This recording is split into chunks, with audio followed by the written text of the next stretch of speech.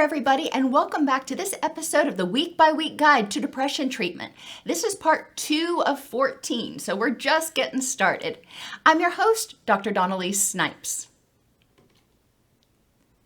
Now, as a little helpful hint, there are in-depth videos on everything that we talk about on my YouTube channel at docsnipes.com/YouTube. So if I go through something too fast or not in depth enough for you, you can find more resources at docsnipes.com/YouTube. In this session, we're going to review activities from the past week, create a change plan, identify and make a list of distress tolerance skills, conduct a sleep hygiene assessment, and learn a little bit about motivation. So there's a lot to cover in session. And when I work with people, I like to provide them a lot of resources that they can look at and learn about when they are between sessions, when they're on their own, and then we talk about them and apply them in session instead of me spending a lot of their time teaching them specifically about it because, let's face it, counseling's expensive. What I like to do is start out week 2. We're going to review week 1. Now, in week 1, you were doing your assessment, you were identifying your symptoms, you were doing a lot to try to figure out, okay, where am I starting? You also started gathering baseline data on 2 or 3 things that you wanted to change. So you were trying to figure out with these things, where am I starting at? Whether it's how many hours you're sleeping, how many times a day you're crying, your energy level, you were gathering baseline data on that. You also were asked between sessions to review what feelings look like for you. So for example, for anxiety, what are your physical symptoms when you start feeling anxious or afraid? What is your mood like when you're feeling anxious or afraid? What are your thoughts like? Do you tend to be pessimistic? Do you have difficulty thinking clearly? What's that like when you are anxious or afraid? The goal here was to help you start identifying your early warning signs of distressful emotions so you could notice them, be mindful of them, and do what you could to intervene and improve the next moment to prevent it from getting to the point where it's a total crisis. We also discussed your mindfulness activities. Last week, you were given mindfulness activities in the morning. You were supposed to inhale energy, exhale foggy-headedness, and then review your mindfulness worksheet. And then in the evening, you were supposed to inhale relaxing energy and exhale distress and do your mindfulness worksheet. So there were questions that you were supposed to answer, and that gives us more ideas about what your status was last week and what your sleep, because I put a lot of stuff about sleep in your morning mindfulness activity. And this gives me a better idea of where you are right now. And you're going to keep doing those every single week. And we're going to review them every single week so you can see your progress. Sometimes, like when you lose weight or, when your kids are growing up, if you are doing it every day, if you're immersed in it, you may not notice the little changes. So keeping baseline data and mindfulness and doing your mindfulness activities is really important. I will follow up on your physical to make sure you at least got it scheduled, because many things that produce mood symptoms like depression and anxiety may also have a biological component. It may relate to hormones or whatever.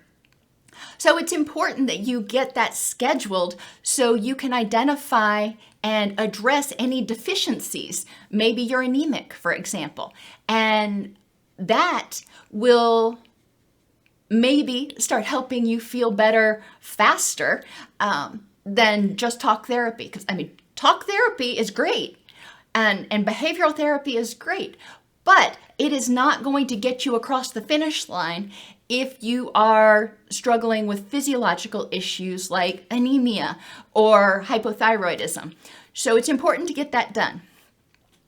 Then we'll discuss your financial and housing stability issues, which you were supposed to assess over the last week. You know, what issues related to your housing and your finances are causing you distress. And then if you're in my office, you know, if we're doing this in a one-to-one, then I make referrals. You know, I help you identify places that you can connect with. But if you're doing it on your own, you can call United Way Information and Referral or go to their website online and find a lot of these resources to help you with everything from paying your electric bill to food assistance, prescription assistance, etc. So once we review all that stuff, we are going to move on to identifying SMART goals: specific, measurable, achievable, rewarding, and time limited. And I know the R usually stands for something else, but I like rewarding because you're not going to do things that aren't rewarding. That's just a basic principle of behavior modification. You're going to identify 3 symptoms, you know, the ones that you were keeping baseline data on. You're going to identify those 3 symptoms and answer the questions. What am I going to do? So let's take sleep, for example. I am going to get to the point where I can sleep 7 to 9 hours straight each night. How will I know when I've succeeded? Well, because I'm sleeping 7 to 9 hours each night. When do I expect to have this accomplished? Well, if you look at your baseline data and you're waking up every 2 hours and you tend to only be able to sleep for 4 hours at a night, setting a goal of sleeping 7 hours in 2 weeks is unrealistic. So you're going to want to look and say, what can I do? Maybe try to sleep 30 more minutes each week until you're up to 7 hours. So if you're sleeping 4 hours now, then by next week, hopefully you're sleeping 4.5 hours. If you exceed that, great. If you don't, then we're going to kind of look at some of the other things that might be causing that. If you're talking about your mood or let's say your energy level, what am I going to do? I want to improve my energy level so I have, on a scale of 1 to 4, an energy level of a 3, which is very good, most days. Well, that's your ultimate goal. So what are we going to do between now and next week?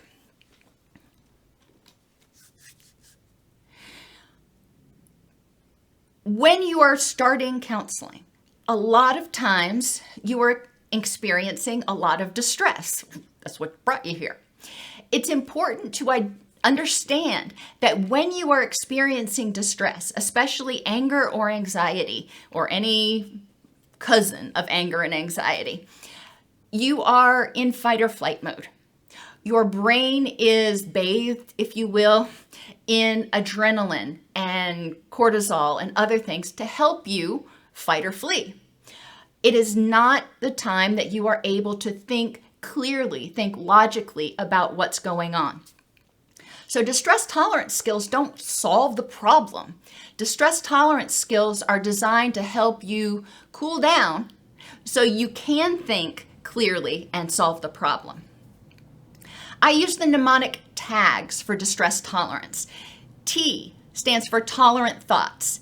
A stands for activities, G is guided imagery, and S is sights, smells, and sounds.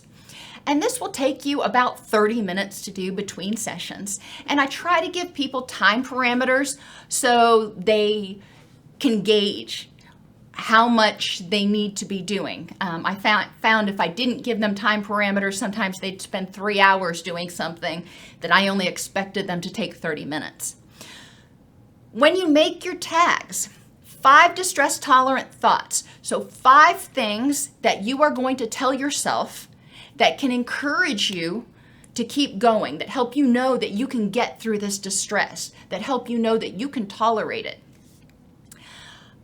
One of those thoughts is going to include unhooking. And unhooking means saying, I am having the feeling that I'm helpless, or I am having the thought that this is hopeless. When I say I am helpless or I am hopeless, then I have to change me.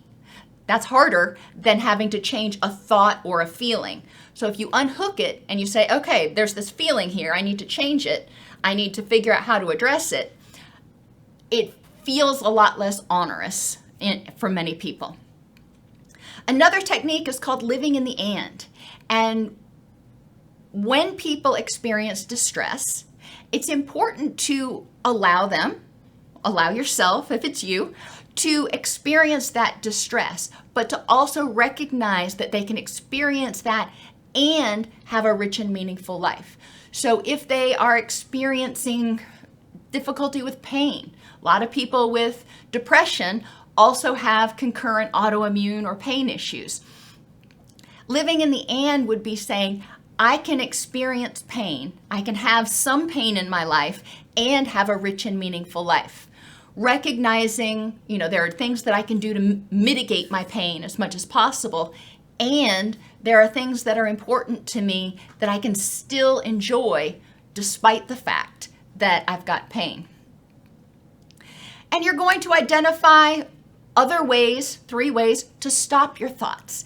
And as kids, we used to put our fingers in our ears and say la, la, la, la, la, when we didn't want to hear what our parents were saying.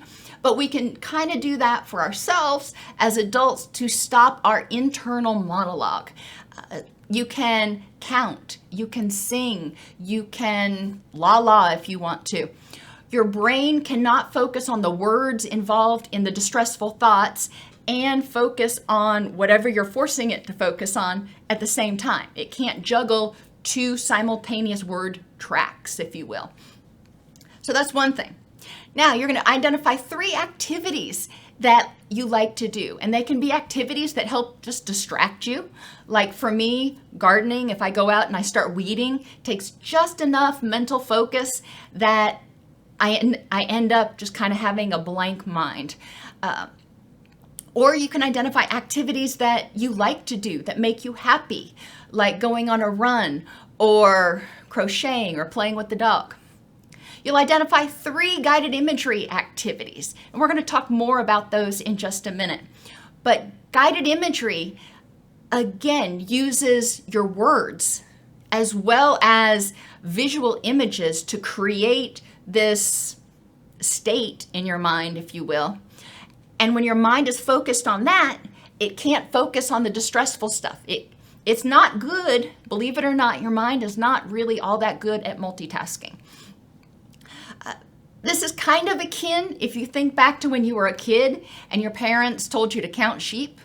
Same sort of thing. You were envisioning the sheep. You were seeing them jump over the fence. So you were using words, you were using images.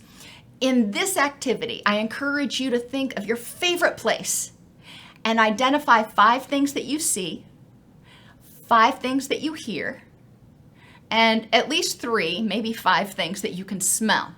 So really try to integrate all of your senses to make it as real as possible. When you're doing that, a lot of people, especially if they're using this to try to help themselves get back to sleep, a lot of people find that they drift off in the midst of doing this because it focuses their attention so much. And then identify 3 sights, 3 smells, and 3 sounds that make you happy. They can be pictures, they can be videos, whatever you want to have. And remember, have them available on your mobile device, have them available next to your bed if you need to, where you can access them wherever you're likely to experience distress. Smells don't have to be essential oils or aromatherapy. It can be any smell that makes you happy. And that's really what you want to focus on. What do I smell and think, that smells really good? And sounds. A lot of times the white noise machines that you can get have different tracks like birds chirping and rain falling and babbling brooks. Whatever sounds you like, you can probably find a track for it either in a white noise machine or as an MP3 or even on YouTube. I will also ask people to begin reading about meditation, and I can give book suggestions, or watching my video on meditation techniques, which is about an hour. But it walks you through a bunch of different types of meditation and guided imagery that you can start using. Meditation and guided imagery can be helpful to help you tolerate distress and downregulate, but it can also be helpful in helping you just relax and recharge. Depending on what you're meditating on, it can actually give you a burst of energy. So you will identify 3 types of meditation and begin practicing them to help you relax each day. And I encourage you to start doing 10 minutes a day. You're going to start with 2 minutes and you're going to work up, but ultimately you want to get to where you're able to meditate for 10 minutes a day. Some forms of meditation include using a thermometer and imagining cooling down the temperature. So if your emotions, if you're angry, that means you're really hot. So maybe you see it all the way at the top. Then breathing and imagining that thermometer going down. Or imagining a knob on a music on a radio, turning down the volume of those noisy, distressful thoughts so you can't hear them anymore. You can envision color. If you envision when you're feeling distressed, maybe you are just bathed in the color red, and you can envision that color turning to blue or yellow or whatever color you want. If you're experiencing pain, a lot of people associate with pain either with red or black, and envisioning that turning to a cooling blue or a warming gold can, as they feel their pain, relax and release. You can practice something called a loving kindness meditation that I talk about in that video. You can practice progressive muscular relaxation, which I actually have a video that walks you through that. And you can practice open awareness. So these are just some of the types of meditation that that can help you relax and garner positive energy in yourself. The next thing we're going to talk about is the importance of sleep and circadian rhythms. And again, I don't spend a lot of time teaching stuff that you can watch a video on between sessions. So there is a video, Circadian Rhythm Regulation Quick Start Guide, on the YouTube channel that walks you through why circadian rhythms are important. And I'll give you a hint, it's because they regulate everything, from your hormones to your appetite to your sleep. So if your circadian rhythms get out of whack, there's a problem. You're also going to complete a sleep hygiene evaluation, and we're going to talk about that in a second, and work on addressing deficiencies. So you're going to take this sleep hygiene evaluation home with you, and you're going to identify the things that you already do, and that's wonderful, and then you're going to identify the things that you may need to work on. As you make those changes, you're going to monitor the effects in your morning mindfulness logs, because I have in your morning mindfulness worksheet or log questions about your sleep. In terms of sleep hygiene, we all need a wind down ritual that cues our body in that, hey, it's getting ready to be sleep time. If you run in the door from somewhere and plop down on your bed, your body doesn't get the message to start secreting melatonin so you can get sleepy. Reduce or eliminate exposure to blue light 1 hour before bed. So that includes blue light from your TV, your computer, your phone, and even fluorescent light bulbs. Go to bed at roughly the same time each night. Eliminate as much light as possible, and that includes from the moon.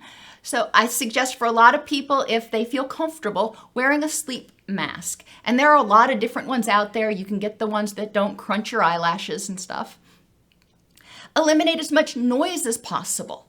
And that can mean not having the dog next to you in bed who snores or barks in her sleep. Have one of those. It can mean wearing earplugs if you have a significant other who snores louder than a freight train.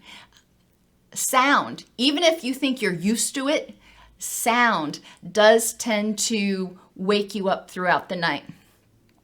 Don't exercise or take a hot bath within 2 hours of bed. Now, some people say they feel like they get really sleepy right after they work out, and so this may not apply to them.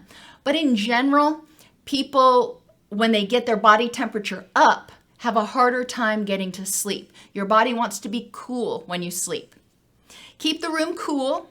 According to the Sleep Foundation, 72 degrees is ideal. I disagree. I like something closer to 64. But we'd go broke in the summer if we always had that in our house. So trying to find a moderate temperature where you're not waking up sweating. Consider a cooling pillow and mattress topper if you tend to get hot during the night. Avoid anything that might get you upset before bed.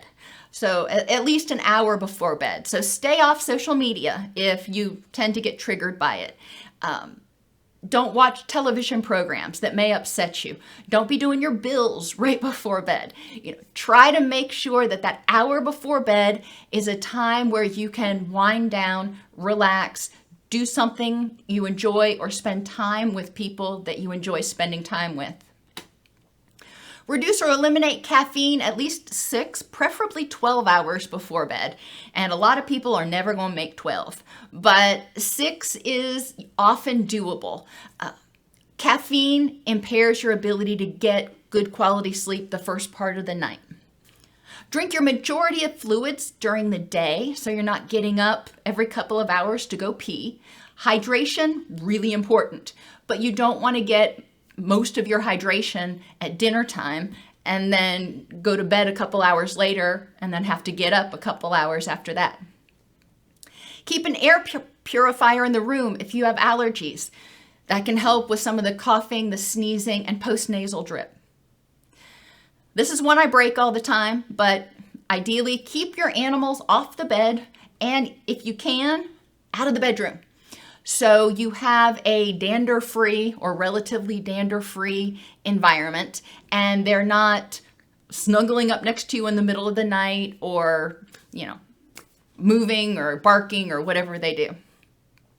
Make the bedroom a place of relaxation and sleep. It's not where you do your homework. It's not where you do your bills. It's not where you argue with your spouse. It is a place of relaxation and sleep. Keep a red light. And you can get those at, the hardware store. Instead of a white light, which destroys your night vision and tells your brain it's time to wake up, a red light doesn't do that. So keep a red light that you can turn on and a notepad by your bed to write down anything that pops into your head. So you're not laying there going, I gotta remember to get dog food tomorrow. I gotta remember to get dog food tomorrow.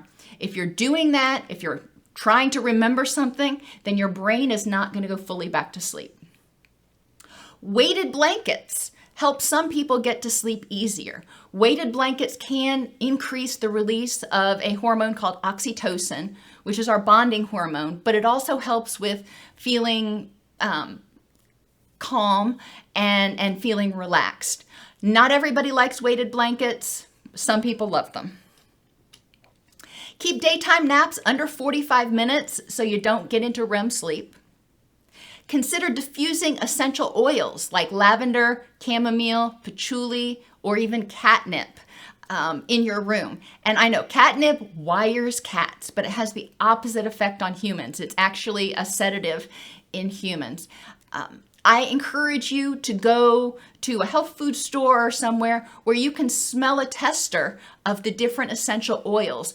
You will find one that you smell and it feels relaxing. Some of them you'll smell like peppermint is energizing. But some of them, for me, lavender is not relaxing. I like something that's a little woodier, if you will. But find that and you can get a diffuser if you want to try that. And use the right pillow.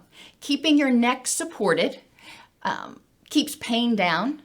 It improves your oxygenation because you're less likely to snore if your head's not cocked in all kinds of weird positions, and you're more likely to wake up in, not feeling pain. In terms of motivation, we'll talk about why it's important to enhance motivation. You're not going to do things if you're not motivated. We choose the most rewarding thing at any given time. So for example, maybe you're going to start trying this week to remember to keep your mindfulness logs, meditate 1 time a day for at least 2 minutes, and start a sleep routine. So those are your 3 behaviors this week. You're going to complete a motivational worksheet for each one of those behaviors. For your mindfulness logs, physically, how will keeping this log improve your health or help you feel less pain or have more energy? Well, the log itself is giving us clues about how well you're sleeping and what your mood is like and what your triggers are, so we can help identify things that are increasing your stress and increasing your physical distress. Affectively, it may help you improve your mood because it encourages you to focus on everything in your life, not just your distress. Cognitively, it makes sense that if you're keeping track of these things, you are going to be able to make more informed decisions. Environmentally, what can you put in the environment to remind yourself to do it? And I am a big fan of push notifications. You can download the apps that are designed to remind people to take their medication, and you can program in different things that you need to do, and you will get a very prominent alarm on your digital device. And then socially, who can encourage you to do this thing? Your mindfulness log, for example. And how will doing this improve your relationships? So how will being more mindful of yourself and how you feel improve your relationships with other people and enable you to be more open and more relaxed? You've reviewed your activities and progress from last week.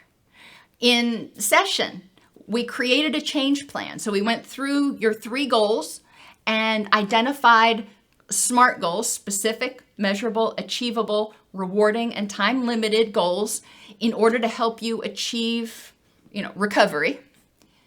You've learned about and will make a list of distress tolerance skills. We talked briefly about different types of meditation in general, and you've got a video to watch to explore them more in the upcoming week, and you're going to start trying to practice it for 2 minutes a day.